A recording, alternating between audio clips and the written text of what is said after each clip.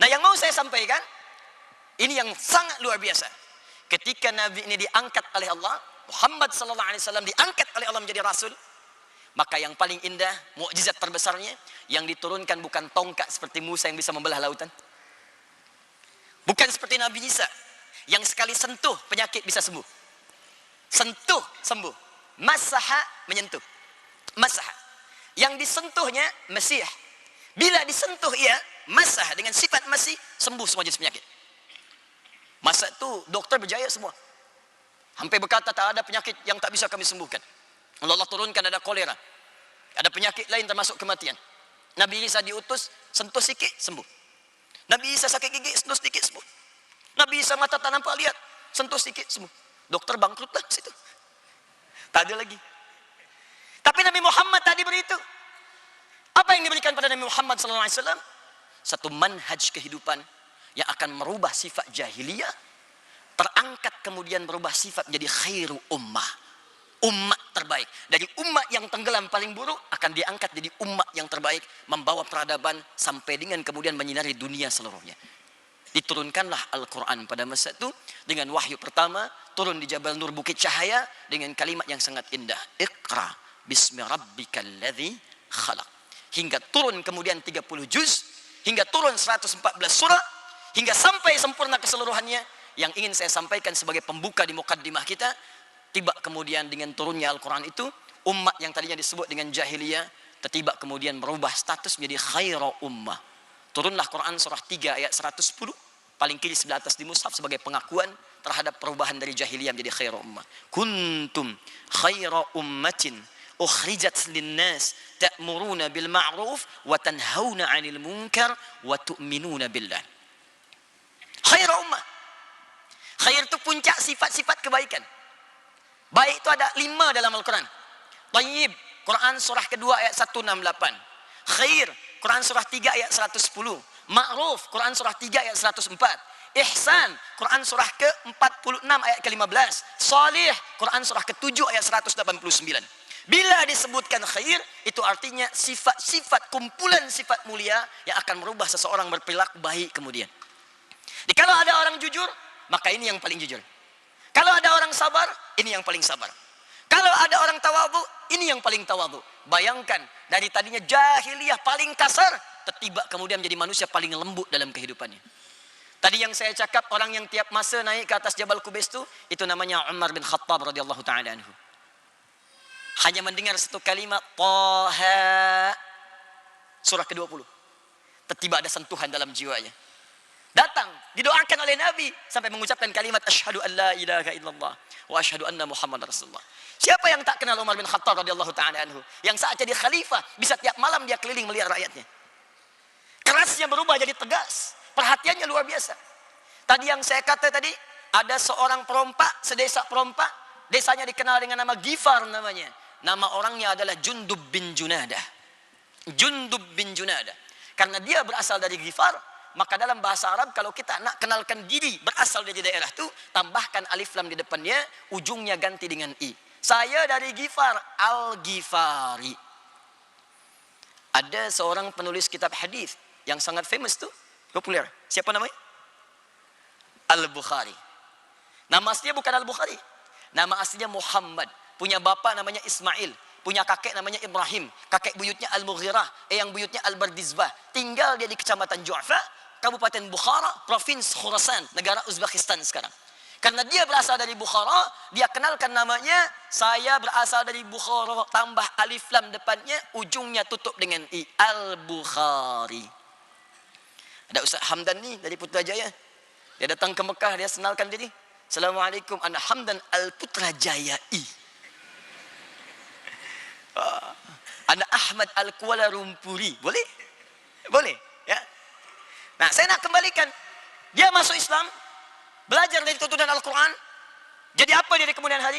Allahu Akbar, dahsyat luar biasa. Berubahlah menjadi da'i, pulang kemudian ke kampungnya, dia dakwahi semua masa di kampung itu, berubah menjadi muslim, sampai Madinah gempar pada masa itu. Datang orang dengan gombolan kaki luar biasa, tak tik tuk, guncang Madinah. Dilihat siapa itu yang datang? Jundub bin Junadah dengan semua orang kampung yang masuk Islam. Maka beliau memperkenalkan dengan nama daerahnya, Ana Al-Ghifari, Abu Dzar Al-Ghifari, untuk memberi pesan kepada kita di masa datang. Saya berasal dari kampung yang dulunya gelap, masuk Islam, dapat cahaya dari Al-Quran, bisa merubah itu semua menjadi baik. Nah, karena itu dalam ilmu hadis, kalau kita nak belajar hadis, jangan langsunglah kemudian kepada matanya, lihat siapa yang meriwayatkan, ambil inspirasi dari situ. Nah, saya ingin bicara bahwa semua yang belajar dari Quran, Allahu Akbar, berubah semua. Berubah. Bahkan manhaj ini berlanjut kemudian di masa-masa yang akan datang. Tidak ada semua sahabat, tabi'in, orang-orang soleh di masa kejayaan Islam, semua tumbuh kecuali semenjak budak kecil-kecil itu, mereka menghafaz Quran terlebih dahulu. Mereka keluarkan tuntunannya. Sehingga apa yang terjadi? Allahu Akbar. Semua profesi yang mereka kerjakan tidak luput dari bimbingan Al-Quran. Ada dokter, dia hafal ayat-ayat kedokteran. Dia praktekkan dengan ayat itu, dia obati manusia dengan izin Allah Subhanahu wa Ta'ala. Ada lagi yang ahli pengetahuan, ada astronom, dia baca Quran, dia bisa menemukan teori. Ada yang lihat baca Al-Quran, dia menemukan atom. Ada yang baca Al-Quran, dia buat prototipe pesawat terbang. Nanti saya tunjukkan kepada tuan-puan semua. Yang mau saya sampaikan, Al-Quran dahulu didudukan seperti Allah menginginkannya. Bukan sekedar menjadi bacaan semata, sekalipun itu berpahala. Tapi mereka tempatkan Al-Quran sesuai petunjuk Allah melalui lisan Nabi SAW.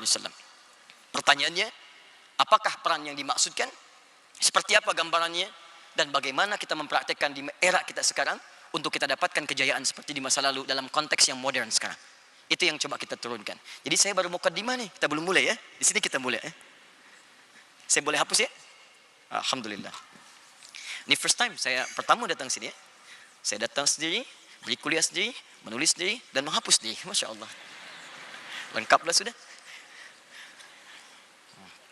Bismillah. Ayo kita mulai. Saya nak turunkan dulu dalilnya sejenak ya. Kita mulai dengan Quran surah kedua Al-Baqarah ayat 185. Paling kiri di pertengahan di mushaf ya. Bolehkah saya minta spidol yang baru? Ada ya? Oh ya, bismillah.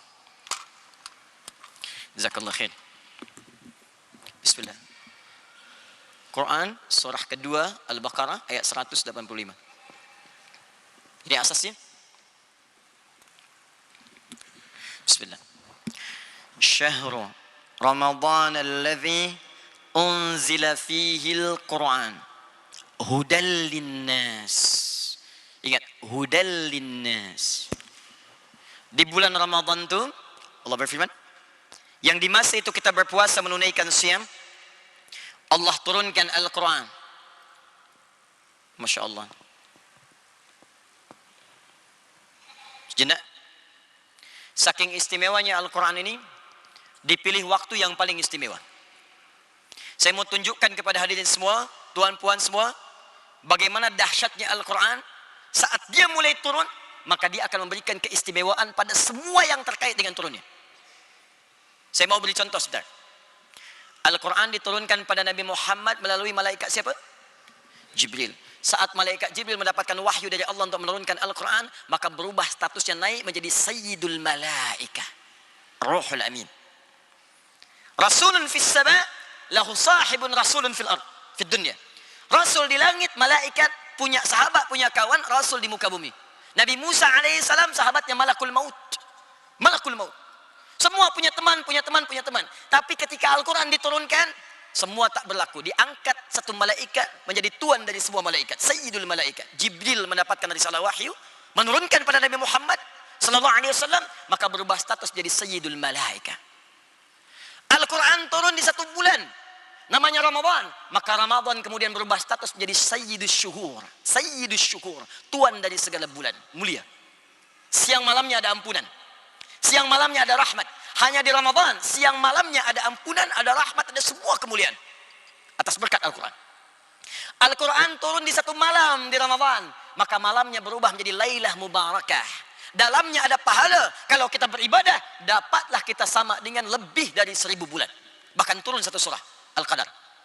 Inna anzalnahu fi Lailatul Qadar. Wa ma adraka ma Lailatul Qadar. Ingat, ada lail, ada lailah. Itu berbeda. Kalau lail, itu waktunya saja, malam. Kita mau tahajud, kapan ditunaikan? Ambil waktu malam. Quran surah 17 ayat 79, paling kiri pertengahan. Gak sedikit ke atas. Wa minal laili fatahajjad bi. Dari sementara waktu malam silakan bangun tunaikan tahajud. Waktunya malam.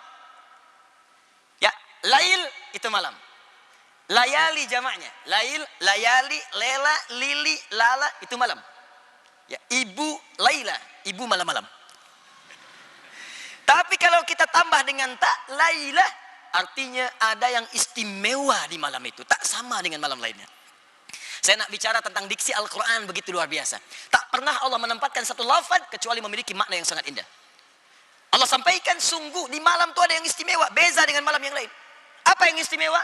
Lailatul Qadri khairum min alfi syahr. Siapapun yang beramal di malam itu, bertepatan dengan malam itu, maka semua pahalanya dilipatkan lebih daripada 1000 bulan. Bukan 1000 bulan, lebih daripada 1000 bulan. Kalau kita convert itu 1000 bulan, sekarang minimal misalnya 85 tahun. Jadi kalau Tuhan kemarin bertepatan dengan malam Al-Qadar baca Al-Quran, biasanya satu hurufnya 10. At-Tirmidzi nomor hadis 2910. Man qara'a harfan min kitabillahi falahu asyru hasanat. Siapa yang bisa baca Al-Quran, satu hurufnya setiap huruf 10 kebaikan. 10. Tapi ingat, menghitungnya bukan 1, 2, 3, 4 tak. Ini kita di masjid saja di hadis Muslim dapat 25, baru masuk dapat 25 kebaikan. Jarak 1 ke 2 500 tahun. 2 ke 3 500 tahun. 3 ke 4 500 tahun. Baca Al-Quran setiap hurufnya 10. Setiap jarak dia bisa 500 tahun. Tapi malam Al-Qadar, Anda baca satu huruf, maka seakan-akan baca Al-Quran 85 tahun tanpa henti. Ada yang bisa 85 tahun tanpa henti baca Al-Quran. Sehari saja mungkin tak bisa, penat gitu. Satu huruf saja. Bertepatan dengan malam Al-Qadar. Nun. Cukuplah. 85 tahun. Turun di malam itu berkah. Al-Quran turun pada Nabi, Iqra bismi rabbikal ladzi khalaq yaumul jum'ah. Sepakat ulama. Maka Jum'ah berubah status jadi Sayyidul Ayyam. Tuan daripada setiap hari. Al-Quran turun di Makkah. Nabi hijrah ke Madinah, ke Yathrib. Turun di Makkah, maka Makkah terberkahi. Semua yang tak ada itu ada di Makkah. Makkah tandus biwadin ghairi dhi zar'in inda baitikal muharram. Bayangkan Quran surah 14 ayat 37. Kata Nabi Ibrahim, ya Allah, aku ni nak tinggalkan anakku Ismail dengan ibunya di tanah tandus yang tanaman pun tak tumbuh, tanaman tak tumbuh, tapi semua jenis buah, ragam buah ada di situ. Al-Quran turun berkah. Nabi hijrah ke Yathrib. Yathrib asalnya Yathrib, mulanya Yathrib. Yathrib itu keturunan anak dari Nabi Nuh alaihissalam. Menetap di situ, daerahnya disebut dengan namanya. Mulanya kotor, tertinggal, ekonominya jauh sekali. Datang Nabi, turun Al-Quran, berubah jadi peradaban. 3 tahun selesai krisis ekonomi, selesai. Tumbuh dia, bangkit dia, sampai punya cahaya. Dari Yathrib desa berubah menjadi kota. Kota dalam bahasa Arab disebut dengan Madinah. Penuh dengan cahaya kebaikan Munawwarah. Sampai sekarang kota itu bernama Al-Madinah Al-Munawwarah. Di setiap Al-Quran turun ke setiap tempat atau ke setiap jiwa siapapun, pasti dia akan memberikan sinar pada orang-orang di sekitarnya. Kalau pakcik, tuan puan tak percaya, silakan jadikan anaknya, budak yang paling kecil saja, dia hafaz Quran usia 5 tahun, maka dia akan membawa cahaya di rumahnya. Saya mengajar anak-anak hafaz Quran itu. Allahu Akbar, ada 1 anak, 2 anak, 3 anak, hafaz Quran dengan nomornya, dengan halamannya, dengan tempatnya, dengan temanya. Tiba kemudian, dia mendapatkan hadiah untuk berhaji. Yang hafaz Quran anaknya, yang berhaji, ibundanya, gurunya, teman-temannya, pamannya, bibinya, semua dapat. Dan ditanya, pertanyaan mulai yang pertama, anak siapa ini? Yang hafaz anaknya, yang ditanya bapak ibunya. Di mana belajarnya? Yang hafaz anaknya, yang dicari gurunya. Bila Al-Quran sudah hadir dalam jiwa seorang hamba, sekalipun belum dipraktikkan itu isinya, maka cahaya akan turun di sekitaran dia itu. Kalau mau coba sila. Sekolahkan anak budak yang kecil-kecil di pesantren pondok Al-Quran, atau di tempat dia mengaji. Anda pulang dari pekerjaan, begitu penat, luar biasa. Kadang ada macet macam-macam. Sampai rumah, budak kecil tu usia 5 tahun, dia baca surah Ad-Duha. Wad-Duha, wal-laili idza saja. Lalu nampak di hadapan tuan puan sekalian. Tiba kemudian Allah, bisa sejuk hati kita ni. Mengalir air mata. Kami ada kindergarten itu, sekolah TK. Anak 4-5 tahun. Kemarin baru wisuda. Manhajnya mereka harus baca dengan tartil. TK dia 2 juz. Nanti masuk ke tingkat SD-nya dia 30 juz. Wisudanya di Mekah, di Madinah. Kemarin kami baru wisuda anak TK, baru hafal 2 juz, hafaz 2 juz. Kemudian orang tuanya ditempatkan di depan, suruh duduk di kursi. Lalu dibuatkan mahkota-mahkota dari kertas. Anaknya membawa mahkota itu. Yang budak kecil ini, dia bawa mahkota, lalu dipakaikan di kepala kedua orang tuanya. Tak ada yang paling indah, kecuali menatap setiap orang tua tuh menetes air matanya. Baru 2 juz. Maka bagaimana ketika tuan puan mendapatkan informasi? Masya Allah tuan, Masya Allah puan. Anak tuan puan sekarang sudah hafaz 30 juz. Allah. Seakan-akan mendapat sesuatu lebih daripada durian musangking. Indah. Tertunduk jatuh sujud kita. Itu baru hafaz. Belum kita terapkan dalam kehidupan fungsinya. Ini baru Qurannya. Di saya hendak berbicara bahwa Al-Quran diberikan oleh Allah. Pasti akan memberikan kemuliaan pada setiap orang yang mendapatinya. Tapi kalau Anda ingin tambahkan kemuliaan itu, maka jangan berhenti di situ. Jangan cukupkan sekadar baca. Jangan cukupkan sekadar dihafaz saja. Karena itu bukan fungsi utamanya. Kita nih belajar membaca untuk tahu isi informasi. Anda belajar bahasa Inggris supaya bisa belajar nih. News sekarang apa saja yang bisa kita baca. Kita bisa pahami. Belajar bahasa Jepun supaya kita paham informasi ditulis dalam bahasa Jepun. Kita amalkan. Kita pahami, berinteraksi. Maka demikian Al-Quran diturunkan tuh. Kita baca bukan sekadar harus dibaca. Walaupun bacaan itu ada pahalanya. Tapi supaya mengerti isi Al-Quran dan kita jadikan pedoman dalam kehidupan.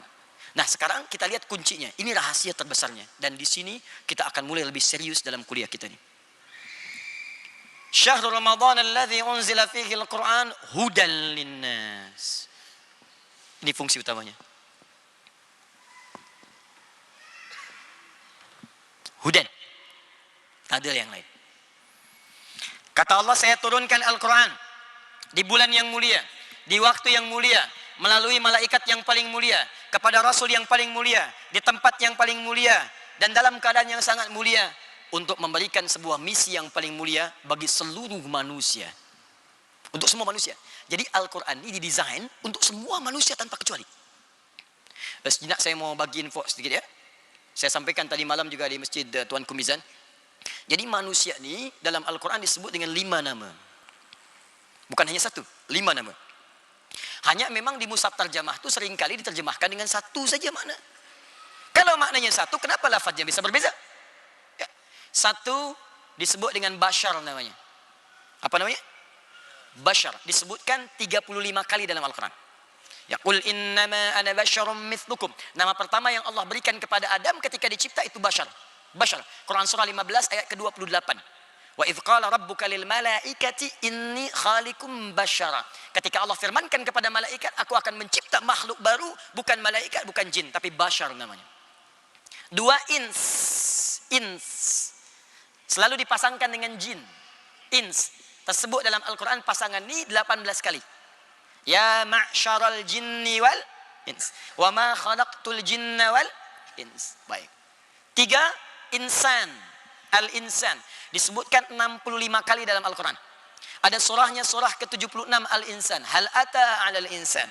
Iqra bismi rabbikal ladzi khalaq khalaqal insan. Ar-Rahman 'allamal Qur'an khalaqal insan. Baik. Yang keempat ada Bani Adam. Disebutkan 7 kali dalam Al-Quran. Contoh Quran surah ke-7 ayat 31. Ya Bani Adam khudhu zinatakum 'inda kulli masjid. Dan kelima ada yang disebut dengan An-Nas. Disebutkan 241 kali dalam Al-Quran.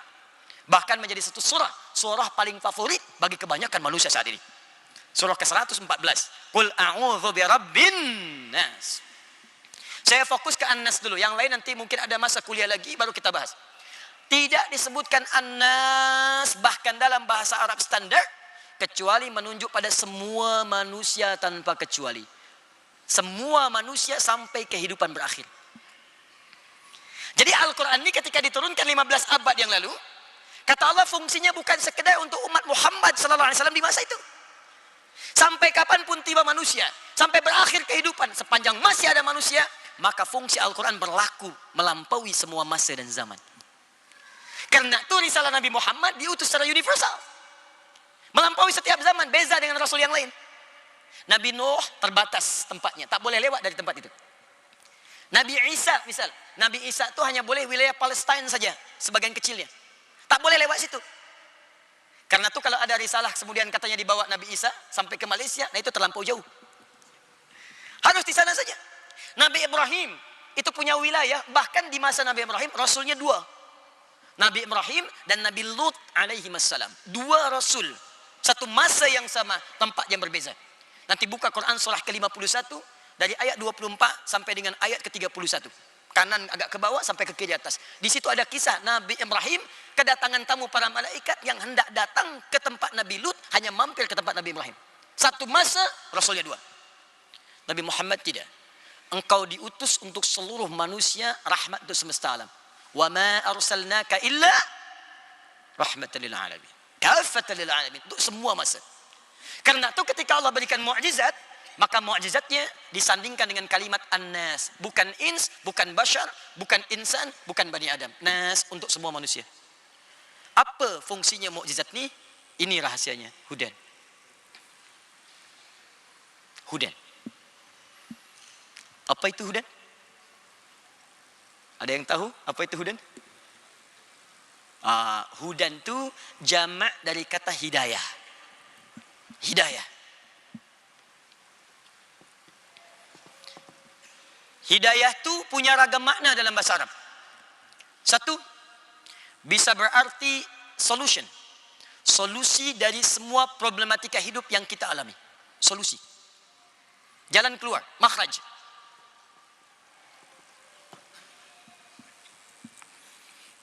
Tuhan punya persoalan, apa solusinya? Hidayah. Tuhan punya masalah, apa solusinya? Hidayah. Hidayah bisa juga berarti jalan menuju kesuksesan. Jalan menuju kesuksesan. Sukses. Hidayah bisa juga berarti jalan menuju kemudahan. Sesuatu yang mudah, lapang. Kita minta ihdinas siratal mustaqim, ihdinas siratal mustaqim. Ya Allah, berikan kami kemudahan dalam hidup, jalan yang lurus. Karena kalau lurus itu lapang, tak berkelok dia. Lapang, mudah, lancar. Segala jenis kemudahan dalam hidup. Masya Allah, mau bekerja, mudah. Mau berumah tangga, mudah. Apapun yang dikerjakan, mudah. Mudah. Hidayah. Bila kita nak satukan semua ini, solusi, sukses, mudah, hidayah, maka rubahlah bentuknya menjadi jama'. Jama' itu mengumpulkan semua maknanya. Maka dirubah kalimat hidayah menjadi hudan namanya. Hudan, jama' dari kata hidayah. Jadi kalau sudah berbicara tentang hudan, berarti semua ragam jenis hidayah ini terkumpul dalam kalimat ini. Di sini ada solusi, di sini ada jalan keluar yang mudah, di sini ada bimbingan kesuksesan. Artinya apa? Isi Al-Quran itu ketika diturunkan oleh Allah kepada Nabi Muhammad SAW dalam masa kurang lebih 23 tahun itu, dari Al-Fatihah sampai An-Nas, bukan bacaan biasa, tapi semuanya ada bimbingan kehidupan, ada panduan hidup, ada pedoman hidup yang memberikan solusi, kemudahan, kesuksesan pada semua aktiviti kita yang kita jalani sampai berpulang kepada Allah. Itulah Al-Quran. Saya nak beri contoh, tapi tak usah dicatatlah, karena saya baca sedikit cepat. Ya, nanti kalau ingin melihat kembali, boleh lihat nanti review di rekaman. Ya, saya nak beri contoh sini. Dari mulai lahir sampai wafat. Pertama, mula masa dalam kandungan. Bagaimana di kandungan tu, dalam kandungan lemah jadi berat, terlahir anaknya menjadi soleh. Apa tuntunan dalam Al-Qurannya? Kita buka Quran surah ke-7 ayat 189. Keadaan janinnya bisa dibuka di Quran surah ke-22 ayat yang kelima. Detilnya di Quran surah ke-23 dari ayat 9 sampai dengan ayat ke-11-nya. Kemudian dia terlahir. Saat melahirkan, apa tugas pertama seorang ibu yang baru melahirkan dan tugas ayah yang baru mendapatkan anugerah anak? Disebutkan bimbingannya di Quran surah kedua ayat 233. Lalu dia tumbuh, diberikan ASI, diberikan susunya sampai dengan usia 2 tahun sempurnanya. Apa bimbingan yang pertama diberikan pada masa itu? 2 tahun sampai menjelang balik. Turun Al-Quran surah ke-31 ayat ke-13 sampai dengan ayat ke-19-nya. Lalu dia setelah itu berusaha untuk mencari pengetahuan. Bagaimana mendapatkan pengetahuan yang sempurna supaya imannya menguat, ilmunya pun meluas. Maka ada di Quran surah ke-58 ayat yang ke-11. Cara mencarinya di Quran surah ke-9 ayat 122. Maka dia mulai berpindah tempat lagi, naik lebih tinggi lagi, bergaul dengan orang yang berbeza. Jangan sampai terpengaruh. Ada laki-laki, ada perempuan, bagaimana bergaul yang baik supaya tetap menjaga takwa. Ada bimbingan di Quran surah ke-49 ayat ke-13-nya. Dia mulai mengenal pasangannya. Apa yang harus dilakukan supaya tidak terjebak dalam pergaulan yang tidak baik. Maka kalau sudah tahu ta'aruf, berikan maharnya. Quran surah ke-4 ayat ke-4. Lakukan pernikahan. Quran surah ke-30 ayat ke-21. Setelah dia menikah, maka mestilah belajar tentang cara menjalani rumah tangga. Apa hak kewajiban suami? Apa hak kewajiban istri? Jangan sampai berumah tangga tapi tak tahu bagaimana menjalaninya. Maka muncullah kemudian tuntunan dasarnya di Quran surah keempat ayat 34. Itu tugas pokoknya. Lalu dirinci oleh Al-Quran. Kamu suami, ini tugasnya. Pertama mencari nafkah. Bagaimana cara mencarinya? Quran surah kedua ayat 168. Itu yang standar. Kalau ingin cepat baru berangkat, rezeki sudah menanti. Maka ada di Quran surah kedua ayat 172. Ingin lebih cepat lagi, belum berangkat, rezekinya sudah menunggu. Bahkan ada yang mendatangi dari sisi yang tidak dia duga. Ada amalannya di Quran surah ke-7 ayat 96. Kemudian pun jangan lupa, kadang-kadang saat bekerja tidak kosong dari ujian. Ada yang mencoba ingin bersaing dengan cara yang tidak sehat, menyingkirkan, menyungkurkan dan macam-macam. Maka Anda lakukanlah amalan supaya dijaga oleh Allah Subhanahu wa taala di Quran surah ke-17 ayat ke-79 sampai 81. Jika ada yang sudah mau menjatuhkan Anda dijahili, maka lakukan amalan di Quran surah ke-21 ayat ke-87 sampai dengan 88-nya. Bagaimana tugas seorang istri di rumah? Dia menjaga rumah tangga, jaga izzahnya, jangan sampai runtuh aibnya, datang aib di rumah tangga. Quran surah 4 ayat 34. Jika sudah punya anak, anaknya sulit diarahkan, maka bimbingannya turun di Quran surah ke-17 ayat 23 sampai dengan 27-nya. Kalau pernah capek lelah, datang sakit, wajar. Namanya manusia pasti ada sakitnya. Nabi Ibrahim pernah sakit. Kalau yang ringan-ringan saja, petunjuknya ada di Quran surah ke-26 ayat 80. Kalau memang secara medis klinis, kata medis ini tak mungkin sembuh, tak ada obatnya nih, tak ada yang mustahil bagi Allah. Diturunkan Quran surah ke-21 ayat 83 sampai 84. Kata Allah, kalau tuan-puan mengerjakan amalan seperti amalan Nabi Ayub nih, maka kami akan sembuhkan seperti Allah sembuhkan Nabi Ayub. Wa dzikra lil abidin. Naik lagi, naik lagi. Tuan sukses bekerja. Bagaimana cara mensyukuri nikmatnya supaya nikmat itu terjaga, bertambah lagi, tambah lagi, tambah lagi. Maka formulanya ada di Quran surah ke-14 ayat yang ke-7. Kalaulah ada tahadiat, tantangan, hambatan, maka bersabar. Cara pertama, identifikasi masalahnya supaya bisa kita selesaikan. Maka identifikasinya dari yang kecil, menengah, besar ada di Quran surah kedua ayat 214. Rinciannya ada di Quran surah kedua ayat 155 sampai dengan 157. Solusinya ada di Quran surah ketiga ayat 142.